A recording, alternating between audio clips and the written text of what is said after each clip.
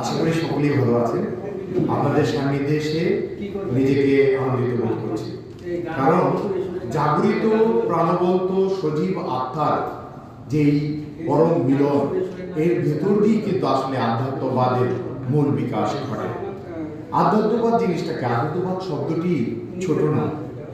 পৃথিবীতে 4200 ধর্ম রয়েছে। এই ধর্মগুলো যে বৃক্ষে ফুল হিসেবে ফুটেছে, তাই হচ্ছে আধ্যাত্মবাদের বৃক্ষ। আমরা আমাদের খালি চোখে যা দেখতে পাই তা হচ্ছে আমাদের বাস্তব জগৎ বা আমাদের বাহ্যিক পৃথিবী, আর অদেখা যে বিস্তৃত জগৎ, যে জগৎ আমাদের দেখা জগতের চেয়েও আরো অনেক বেশি বিস্তৃত, আরো অনেক বেশি বিশাল, তাই হচ্ছে মূলত আধ্যাত্মবাদের জগৎ। আচ্ছা, অনেকের মনের ভিতরে এই প্রশ্ন থাকতেই পারে যে আধ্যাত্মবাদের বিকাশ, প্রকাশ এবং এর অধিগ্রহণ কেন প্রয়োজন? দেখুন, আমরা আমাদের সমগ্র জীবনে যেই জার্নিতে থাকি, যে ভ্রমণে থাকি, আমাদের এই ভ্রমণের মূল উদ্দেশ্য অনেক সময় আমরা নিজেরাই ভুলে যাই যে আসলে মূল উদ্দেশ্যটা কি। আমরা অর্থ উপার্জন করি, খ্যাতি আমরা আয়ত্ত করি, আমরা ক্ষমতার দিকে ছুটি, অথবা আমরা পদবীর জন্য লালায়িত হই। কিন্তু মজার ব্যাপার হচ্ছে আমরা যা কিছু করি সমগ্র জীবনে করি হচ্ছে সুখ এবং শান্তির জন্য। তাই আমি মনে করি, যিনি একজন আধ্যাত্মবাদ প্র্যাকটিস করা মানুষ বা আধ্যাত্মিক চিন্তার মানুষ, যিনি সেই উচ্চতা গ্রহণ করতে পেরেছেন, যার মাধ্যমে, যার হৃদয় যখন সেই স্বর্গের সাথে সংযুক্ত হয়, পৃথিবীতে অবস্থান করে, সেই হৃদয় সেই উচ্চতা লাভ করে, যে উচ্চতায় গেলে সে আসলে শান্তিকে প্রাধান্য দিতে পারে সব কিছু ঊর্ধ্বে উঠে। তো শান্তিটা কিভাবে আসে? শান্তিটা আসে আমরা অনেক সময় জানি না। আমাদের ঘুমন্ত আত্মার কারণে, সেই আত্মায় যে জাগরণটা আমাদের থাকা দরকার, এই ঘুমন্ত হৃদয়ের কারণে, ঘুমন্ত আত্মার কারণে অনেক সময় আমরা বুঝতে পারি না যে আসলে আমাদের মৌলিক শান্তির জায়গাটা কোথায়, কোথায় আমাদের পরম আনন্দ। আমাদের পরম আনন্দ মূলত হচ্ছে প্রেম। যার ভেতরে প্রেম নেই সে হচ্ছে মূলত পশুর সমান। এখন প্রেম শব্দটাকে, আধ্যাত্মবাদের মূল বেস বা মূল ভিত হচ্ছে প্রেম। এই প্রেমের আসলে বাইরে কিছু না। আমরা যদি বলি প্রকৃতি প্রেম, যদি বলি ঈশ্বর প্রেম, যদি বলি দেশপ্রেম, যদি বলি নারী প্রেম, যদি বলি মানব প্রেম, প্রেমের বাইরে আসলে বিশ্ব চরাচরে জগতের বাইরে, এই বিশ্ব ব্রহ্মাণ্ডে আসলে কিছু না। তাহলে আমরা যদি আসলে আধ্যাত্মবাদের সর্বোচ্চ শিখরে উঠতে চাই, তাহলে আমাদেরকে প্রথম আঁকড়ে ধরতে হবে প্রেমের সিঁড়ি।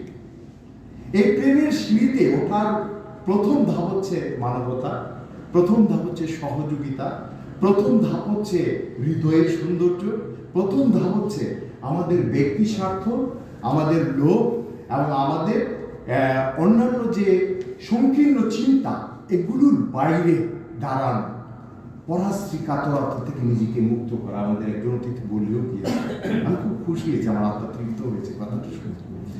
আমি এই পর্যায়ে এসে আমি বলবো যে এই আধ্যাত্মবাদের যে প্রকাশ, বিকাশ এবং প্রচার, এটা যে আসলে কি পরিমাণ প্রয়োজন একটা জাতিকে অনেক দূর পর্যন্ত নিয়ে যাওয়ার জন্য, একত্রিত করার জন্য। কারণ আপনি যদি ভিতরে হিংসা লালন করেন, আপনার ভিতরে যদি পরাশ্রী কাতরতা থাকে, আপনার ভিতরে যদি এমন কিছু দানা বাঁধে, নেতিবাচকতা থাকে, তাহলে কিন্তু আপনি একতার শক্তিটা কখনো আপনি আয়ত্ত করতে পারবেন না। একতা কি?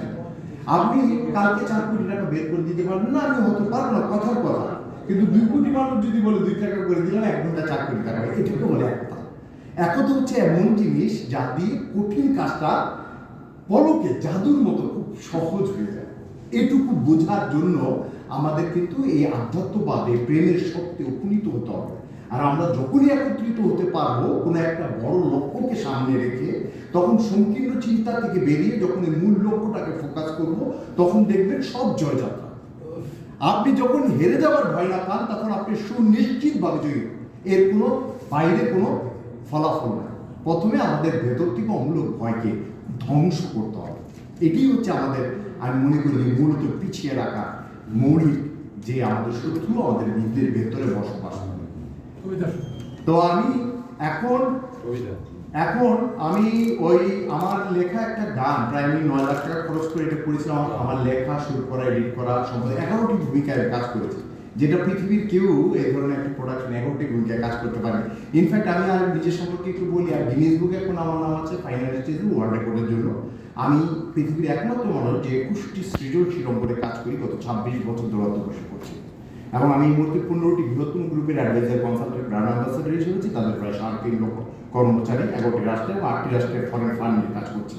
আপনাদের এখানে অনেকে উপস্থিত আছেন, অনেক সেক্টরে আছেন। আমি একটা কিউ দিই যে আপনাদের পরিচিত কারো যদি এভিয়েশন লাইসেন্স থাকে, পাওয়ার প্ল্যান্টের লাইসেন্স থাকে, বা বড় হাই এনার্জেটিক লাইসেন্স থাকে, পারমিশন আছে, ফাইন্যান্সের জন্য করতে পারছে না, এটা আমার কাছে আছে। এই বাজেটটা মিলিয়ে ফেললে আপনি যদি 5-10 লক্ষ টাকা ইনকাম হওয়ার অসুবিধা, এটা যদি মানুষের কল্যাণে একটু কাজে লাগান, নিজের কল্যাণে কাজে লাগান। আমি এখন সার্চ করছি দরকার আমার প্রজেক্ট, আর আমার 8 কোটি টাকার একটা প্রজেক্ট রেডি হয়ে গেছে। এটা একটা রিসোর্ট, একই সাথে শুটিং স্পট, একই সাথে 250-300 লোকের কনফারেন্স সেন্টার, একই সাথে একটা ইভেন্ট অনুষ্ঠান হবে।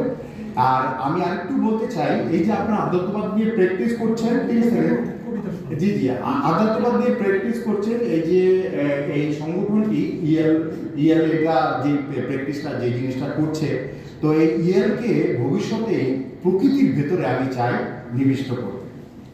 ইএলের নিজস্ব ঠিকানা হতে পারে না, আপনাদের মাসে একটি অনুষ্ঠান, এটা একটা স্থায়ী ঠিকানা হিসেবে আপনাদের সবার সমাগম, মানে যান্ত্রিক এই ইট পাথরে না হয়ে প্রকৃতির বিশাল নদীর পাশে সমুদ্রের ভেতরে হতে পারে। তো আমার এখানে একটা চমৎকার সুযোগ আমি দিয়েছি। এই রিজোর্টটি মূলত কবি, লেখক, শিল্পী, দার্শনিক তাদেরকে নিয়ে বিশ্ব সাহিত্যের একটি রিজোর্ট। এর নাম রেখেছি অলৌকিক অটোগ্রাফ, অর্থাৎ পৃথিবীতে আমাদের একটি স্বাক্ষর সৃজনশীলতা, আধ্যাত্মিক চিন্তা। এখানে 10 জন মালিক আমি নিচ্ছি, যারা 1 লক্ষ টাকা করে ইনভেস্ট করে একদিনের মালিকানা নিচ্ছে।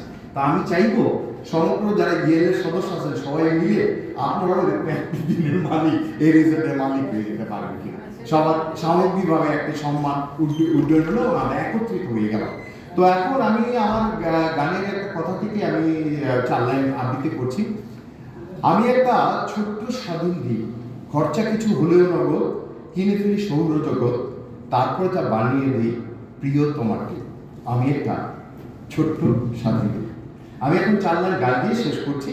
বাস, আপনাদের ধন্যবাদ। আমার অবশ্য 700 কবিতা আছে, 400 গান আমার লেখা আছে। আমি একটা গানের একটি কলি শুধু আপনাদের শোনাবো। আর অসুবিধা নেই, খালি গলায় কাছি তো।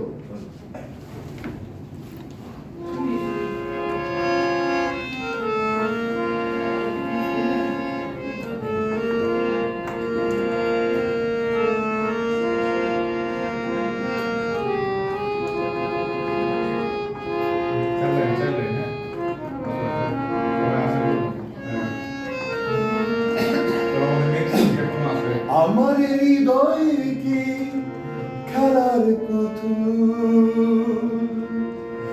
আমার হৃদয় কি খেলার পুতুল, এক যুগ ভালোবাসা দিয়ে হৃদয়ের সব টুকু নিয়ে কি করে বললে তুমি এই প্রেম ছিল এক ভুল, এই প্রেম ছিল এক ভুল, আমার হৃদয়ে কি খেলার পুতুল।